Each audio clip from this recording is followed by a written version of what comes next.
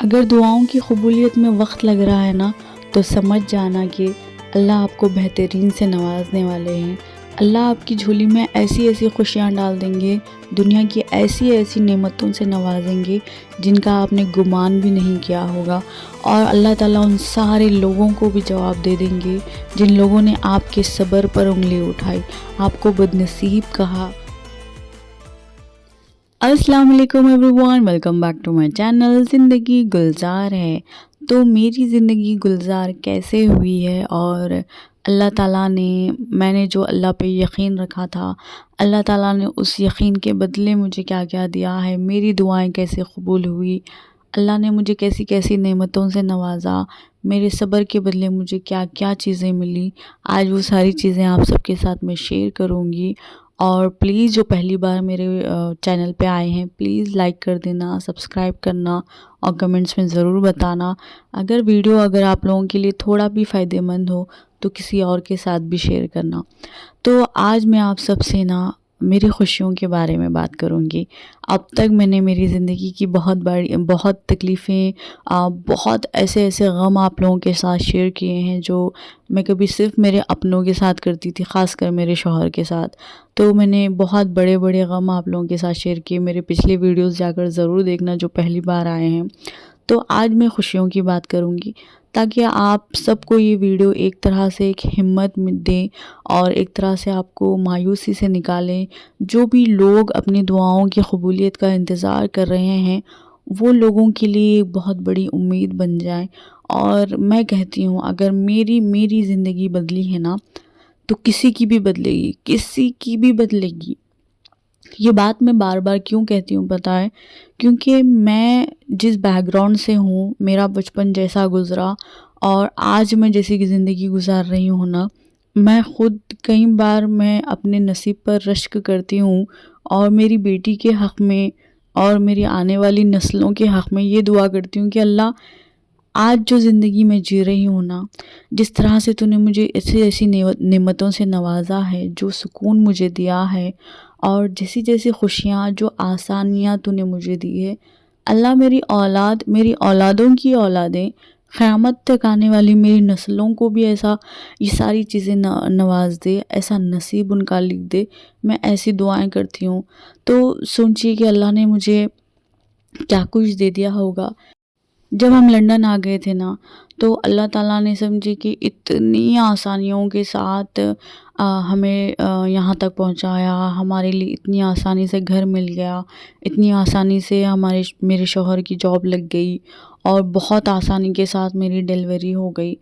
تو بہت سارے لوگ تھے جن لوگوں کو مجھے لے کر اتنا حسد تھا کہ وہ لوگ سوچتے تھے ہاں بغیر کسی سپورٹ کے چلے گئے، چھوٹے بچے کو لے کر وہاں ہیں، کچھ دنوں میں پریشان ہوگی، واپس پلٹ کر آ جائے گی، میاں بیوی اکیلے ہوں گے تو جھگڑے زیادہ ہوں گے، بڑوں کا سایہ نہیں ہوگا تو ایسا ہوگا، اور کئی ساری چیزیں جو ایسی باتیں جو میرے دل کو آج بھی ایسے چبھتی ہے۔ تو کئی لوگوں نے یہ کہا کہ گھمنڈ آ گیا، کئی لوگوں نے یہ کہا کہ اللہ کی آزمائش ہے، اللہ دے کر آزماتا ہے، اللہ اسے دے کر آزمائے گا۔ تو بس اللہ ان کے ساتھ خیر کرے، انہیں ہدایت دے جن لوگوں نے میرے لیے سب کچھ کہا ہے۔ تو دیکھیے ہوتے ہیں ایسے لوگ جو آپ کے ساتھ ہوتے ہوئے نا ایسی منافقت رکھتے ہیں کہ وہ سمجھتے ہیں کہ ہمیں نظر نہیں آتا کہ وہ لوگ ہمارے بارے میں کیا سوچ رہے ہیں۔ تو اللہ تعالیٰ ایسے سب لوگوں کے منہ پر ایسا تھپڑ مارے گا نا، آپ کی زندگی میں ایسی خوشیاں لائے گا، آپ کو ایسا کامیاب کرے گا، آپ کے لیے اتنی آسانیاں لا دے گا صرف وہ لوگوں کو تھپڑ مارنے کے لیے، اور وہ لوگوں کا منہ ایسے بند ہوگا نا جیسا کہ ان کے منہ میں زبان ہی نہیں ہے، ٹھیک ہے؟ تو میں آپ کو یہ سب کچھ اس لیے بتا رہی ہوں کہ دعا ایسے یقین سے کرنا نا، آپ ایسے رہنا، زندگی ایسے گزارنا کہ جب آپ کے اوپر کوئی تکلیف آئے، جب آپ کو کوئی تانا دینا تو بس دل میں سوچ لینا ٹھیک ہے بولو، آج جتنا بولنا ہے بولو، جس دن میرا اللہ میری دعا قبول کرے گا نا اس دن میری زندگی جواب دے گی سب کو۔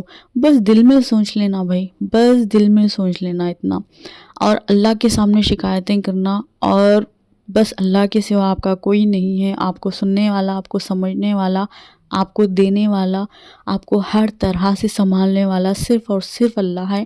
میں نے میری زندگی میں یہی دیکھا ہے اور یہی محسوس کیا ہے کہ اللہ سے زیادہ سچ میں کوئی محبت نہیں کر سکتا. جب ہم اللہ پر پورا یقین رکھتے ہیں اور بے فکر ہو جاتے ہیں نا، تبھی دعائیں قبول ہوتی ہے.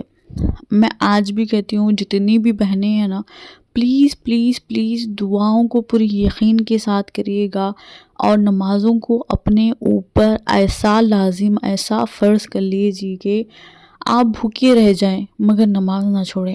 اور نماز کو بہت سکون سے پڑھنا، اور اس کے ساتھ ساتھ استغفار ضرور پڑھنا. جتنی بھی بہنیں جن کی شادی نہیں ہو رہی ہے، جو بے اولادیں ہیں، پلیز پلیز پلیز استغفار ضرور پڑھنا.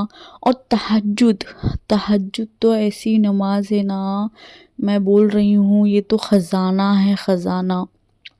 تہجد میں کہتے ہیں کہ اگر کسی کو کسی چیز کی خواہش ہے، اگر اللہ سے وہ کچھ مانگنا چاہتا ہے تو وہ تہجد میں مانگے. اگر کسی کو تہجد نہیں ملی، مطلب اس نے تہجد میں کچھ نہیں مانگا، مطلب اسے وہ چیز چاہیے نہیں. ہم نے سب کچھ کر لیا، ہماری ہر کوشش کر لی وہ چیز کو حاصل کرنے کی، مگر تہجد میں نہیں مانگا تو کچھ بھی نہیں کیا ہم نے. تو سمجھنا کہ تہجد ایسی چیز ہے نا میرے بھائی بہن، ایسی چیز ہے، اتنا بڑا خزانہ ہے، اتنا بڑا خزانہ. اور ابھی بھی میں اس وقت میں فجر میں میرا ویڈیو بنا رہی ہوں، یہ ٹائم میری سحری کر بیٹھی ہوئی ہوں، اور میری تہجد کی نماز بھی میں نے ادا کی. اور جو اپناپن محسوس ہوتا ہے نا تہجد میں، وہ دوسری نماز میں محسوس نہیں ہوتا. یہ کیفیت سب کے ساتھ ہوتی ہوگی، بٹ میں بولتی ہوں کہ میں اتنی جڑ جاتی ہوں نا کہ جیسا کہ میں اللہ کے سامنے ایک دم سے چلی گئی، مطلب ملاقات ہو گئی اللہ سے، اور میں بیٹھ کر بتا رہی ہوں کہ اللہ نمازیں نہیں ہو رہی ہے، اللہ میں وہ ساری نمازیں نہیں پڑھ پا رہی، اللہ مجھے نمازوں کی توفیق دے دینا. اللہ میں کیا کروں، میں لوگوں کو اور کیسے کیسے اچھی باتیں کروں، لوگ ایسے ایسے کمنٹس کر رہے ہیں. آج میں نے یہ سب کچھ اللہ سے باتیں کی، کتنی عورتیں پریشان ہیں، کتنی بے اولاد ہے، کتنوں کی شادیاں نہیں ہو رہی ہے. تو میں نے اللہ سے ایسے باتیں کی جیسا کہ میں اللہ کے بازو بیٹھی ہوئی ہوں. تو تہجد باتیں کرنے والی، دل کا غم، دل کا حال سنانے والی نماز ہے بھائی. اللہ کی بہت لاڈلی ہے. ایک دم سے اللہ تعالیٰ اپنے بندے کو اپنے قریب کر لیتے ہیں، انتظار میں رہتے ہیں کہ کب آئے گا اور کب مجھ سے باتیں کرے گا. تو تہجد اتنی پیاری چیز ہے، اور اتنا آپ کو دے گی نا تہجد، آپ یقین نہیں کریں گے. آپ میرے ویڈیوز میں دیکھ سکتے ہیں کہ میرے پاس کتنا پیارا شوہر ہے، ماشاء اللہ لا قوت الا باللہ العلی العظیم. اتنے پیارے شوہر ہیں نا، جب بھی وہ گھر میں ہوتے ہیں نا، آپ دیکھ سکتے ہیں کہ وہ میرے آس پاس ہی ہے، وہ مجھے چھوڑ کر ہے ہی نہیں. یا تو وہ کچھ نہ کچھ کام کرتے رہیں گے، میں کچن میں رہوں گی تو وہ کچھ نہ کچھ کریں گے، چاہے کوئی کام نہ بھی ہونا تب بھی وہ میرے بازو ٹھہرے رہیں گے. تو سمجھیے گا، شادی کے 3 سال کے بعد بھی جب شوہر آپ کے آگے پیچھے دوڑے، تو یہ مجھ میں کوئی خاص بات نہیں ہے، میرے اللہ کا کرم ہے کہ اللہ نے میرے رشتے میں ایسی برکت بھر دی ہے. اللہ تعالیٰ نے میرے رشتے میں ایسا سکون، اور ہم دونوں کے دلوں میں ایک دوسرے کے لیے ایسی عزت، ایک دوسرے کے لیے فکر، ایک دوسرے کے لیے محبت ایسی ڈال دی ہے نا، جیسی میاں بیوی کے بیچ میں ہونی چاہیے. اور میں کہتی ہوں، میں نے میری شادی شدہ زندگی میں نے 0 ایفرٹس لگائے ہیں، 0 میری زندگی کو سنوارنے کے لیے. جو کہتے ہیں نا کہ بیویوں کو ایسا ہونا چاہیے، ویسا ہونا چاہیے، شوہر کو ایسا خوش رکھنا چاہیے، میں نے کچھ نہیں کیا بھائی. سب کچھ آٹومیٹک ہوتے گیا، سب کچھ ہم دونوں کی خیالات ملتے گئے، ہم دونوں کی پسند ناپسند ملتی گئی، ہم دونوں بہت ہنستے ہیں، بہت مذاق اڑاتے ہیں، ہمارے فیوچر پلانز دونوں کے سیم ہوتے ہیں، ہم اتنا ایک دوسرے سے باتیں کرتے ہیں نا. ابھی بھی کہتی ہوں میں، ابھی بھی کہ یہ گھر میں ہوتے ہیں، ہم بس ایک دوسرے کے ساتھ ہوتے ہیں. جب یہ کام پر جاتے ہیں دن میں ہم 4 سے 5 بار تو کالز پہ بات کرتے ہیں.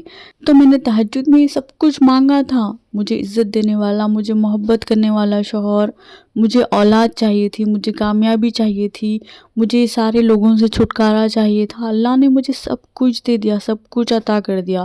تو میں آج یہی کہہ رہی ہوں آپ سب سے کہ پوری یقین سے دعا کریے، صبر رکھیے، سب کچھ صحیح وقت پر ملے گا.